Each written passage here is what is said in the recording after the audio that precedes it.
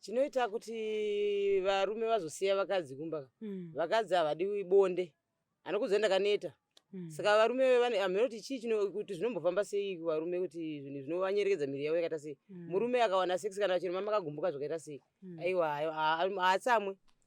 Kana chero ukamupapa wacho padhuze ka anotogona kutokupa mari neyanga yato nayo yanga extra. Nekuti charuda ibonde varume kuti vashande kubasa ka mabonde.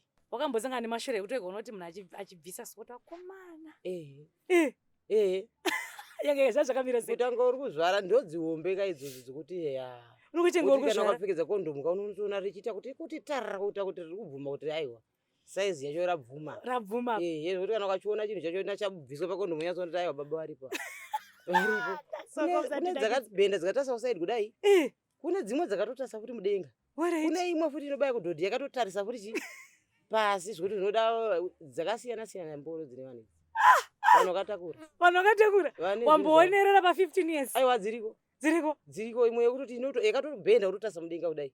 Zvekuti iye unototi aiwa chiko. Imwe yacho inotasa kuti yakauya pa unonzwa ngwa kuti tsvina yakakujunga ukunyatsoona kuti haiwa.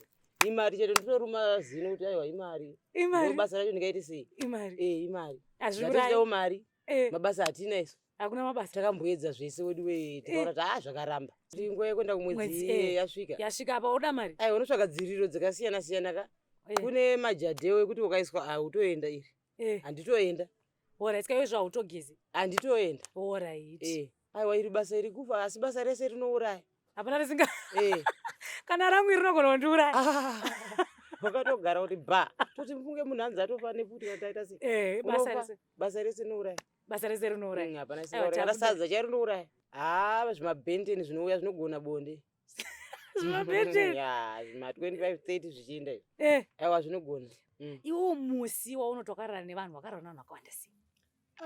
Pane musi wandakarara nevanhu vangane vanhu ndikaendi $100 nekuti short time yaita $10. Ndikarara nevanhu 10. 10 times 10. Asi kunogwaiwa totorara nevakadarika kuti ndikavheri mari yacho kuti kwani. Kuno kushort time imari. Short time dzinodependa nemunhu wacho nayo kuti anokubvunza ndau. Vazhinji vandi madola. Ndiwo yeko asi zvinenge zvakudependa nemunhu wachona kuti iwo ukarova Gideon yakaita sei kana kwakaita sei. Gideon chi? Sutu hembe dzacho ora sutu iti. Sa munotoona nemapfekero kuti ibhosi dai ibonga. Aiwa bonga ndonenge rakaita sei? Mabonga ariko kaiwa zvinoendera zvinhu zvabhenteni nezvimwe zvivanhu zvikuru vana baba hombe. Asi kana ari mumwe munhu atoripo anomborwadziwa toti handei. Muchitongopinda mumba chete dho muchivhara mubva vatoti mari taenda pazambezi furati pai vatatosvika pamba pai munhu uyu andoone mudzimai watosiya nekacheche pai mumba imomo kwakutonotora chikafu toya nacho mumotikari ndomatikata sei matakaitira seni vandatonzi pangirini pabus stop kutodzokera kumba ndikati saka zvatofa plus vekukukawo havana pressure kunge mabonga ekuno kwatinosangana nawo. Apa ungoenda kuchirungu kumhene kumhene Greencroft dhuze akatongotamba newe kana ka1 makutota sei kutongofara chete kunenge kuri kutorufara tinoona kuti inga 6 inotonakidza nayo. Saka iwe wakanzwa sei musi zvakamira sei neimhene yako yemusi wekutanga zvekutanga kuzasi uko yanga yakamira sei? Mhene vanhu vekuku masaladi uko havana zvinhu zvombo anga ine size yakanaka. Anga size yakanaka. Kwete diki kwete hombe. Pakati nepakati. Kuishandisa manje.